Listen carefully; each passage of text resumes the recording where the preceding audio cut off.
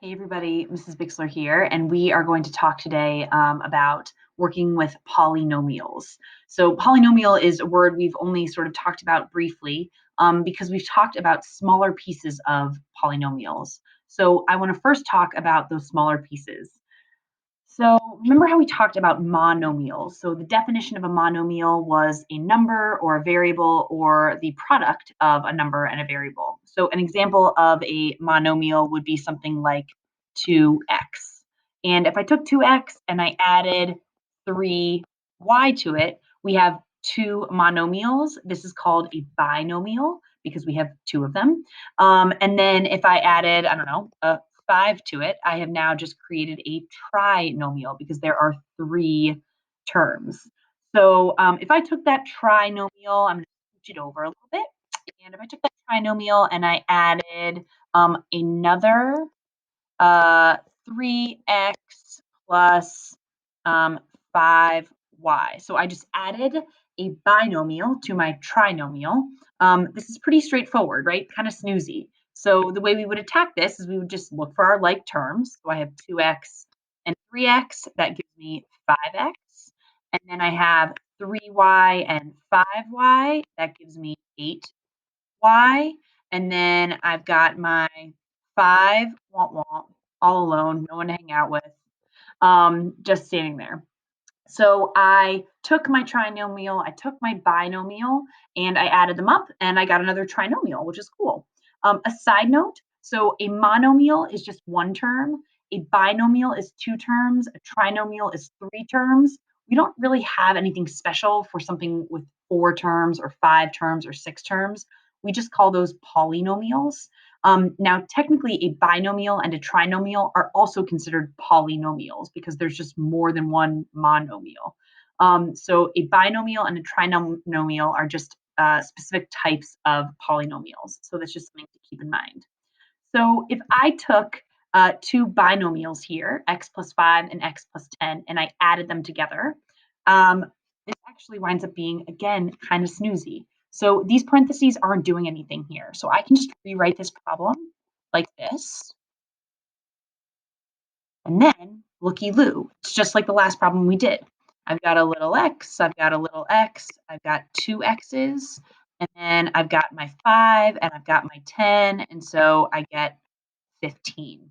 So I added my two binomials and I got a binomial. Pretty cool. But I think it's going to be a little bit more interesting when I take this slide and watch it closely. Oh, it's the exact same problem, except critically, I changed that plus into a multiplication sign. And this is what we're going to talk about today because this is an entirely different beast. So multiplying binomials is very different than what we've seen before. So this section today is all about multiplying polynomials. 10.3 refers to the section that it is in your textbook. So if you want to go into the PDF of your textbook and look for more explanations or more problems or whatever, you can. All right, so here we go. We're going to start off with something so basic. If I multiply monomials, now remember, a monomial is just a number or a variable or the product of a number and a variable. So if I took the monomial 2x and I multiplied it by, I don't know, another monomial 4, what do I wind up getting? Well, 2 times x times 4 just winds up being 8x, and you're done. So multiplying monomials is not as exciting. Ooh, it gets a little bit more exciting. Look at her, she's so excited. That's not Zoe, not professional model, not yet. I'm just kidding. Okay, so if I take a monomial and I multiply it by a binomial, now this is something you saw in 7th grade. So we do our favorite little distribution. 3 times x is 3x, and then 3 times 6 is 18. And you're done. That's your final answer.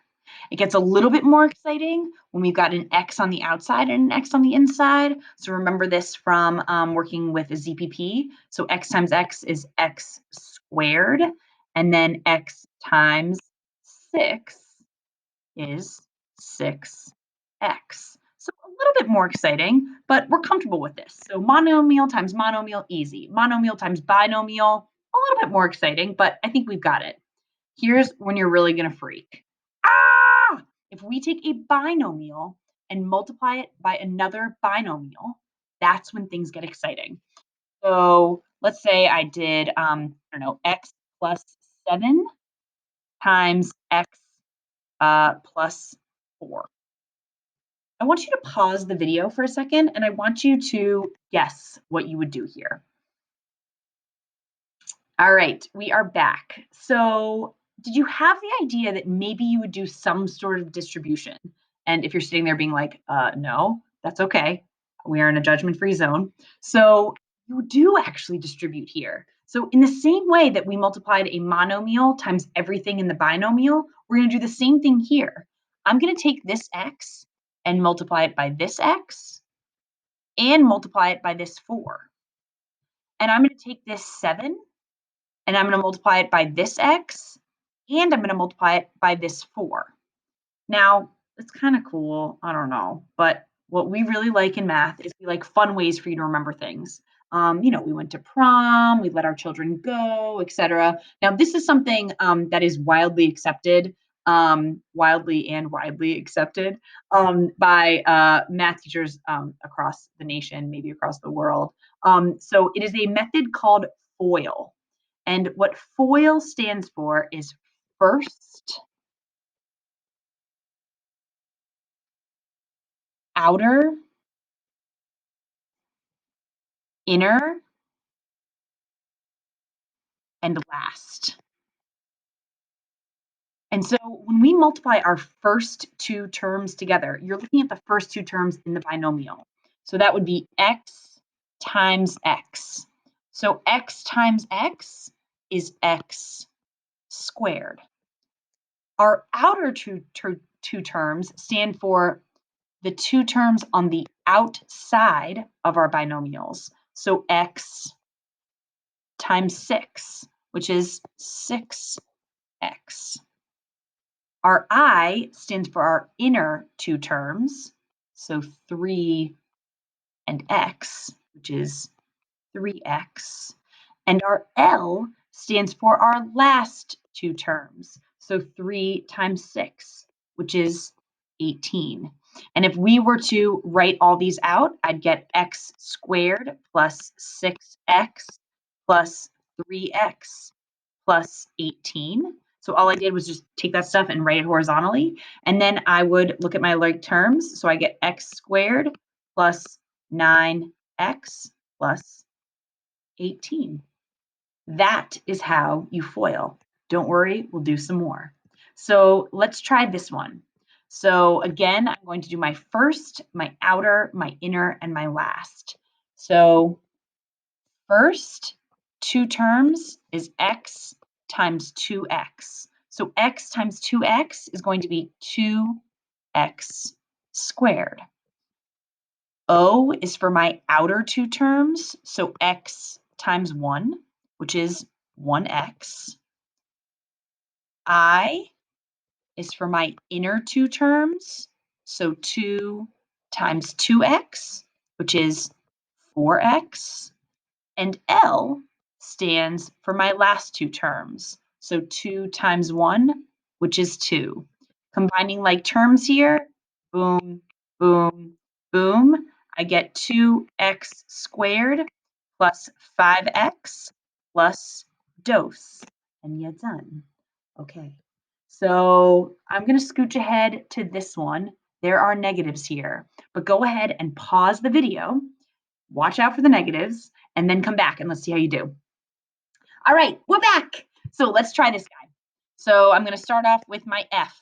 So my first two terms, x times 4x, is going to be 4x squared. All right, O is for outer.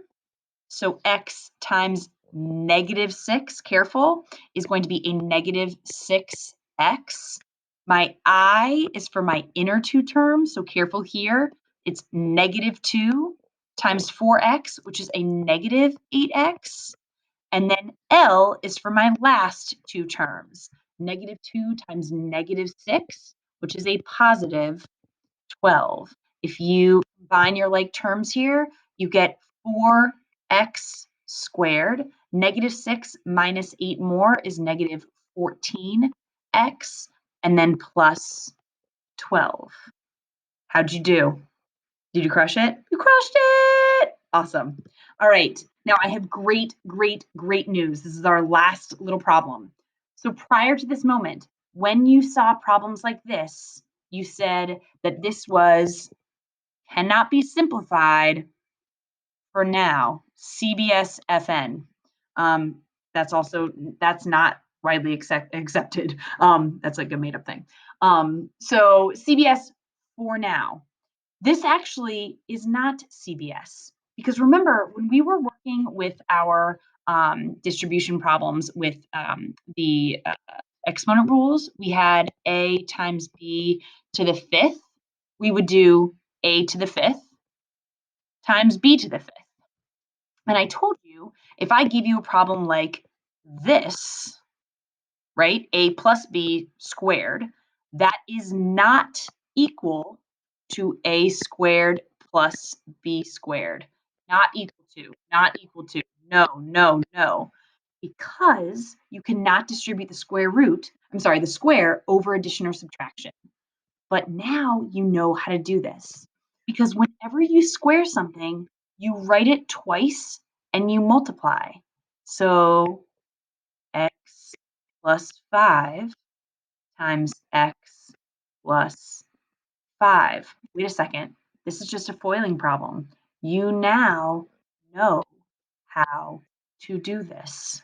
So if you foiled this out, my first two terms, x times x is x squared. My outer two terms would be x times 5, which is 5x. My inner two terms would be 5 times x, which again is 5x. And then my last two terms would be 5 times 5, which is 25. Add all these suckers up, and you wind up with x squared plus 10x plus 25. You got this. Go crush it. Nice job.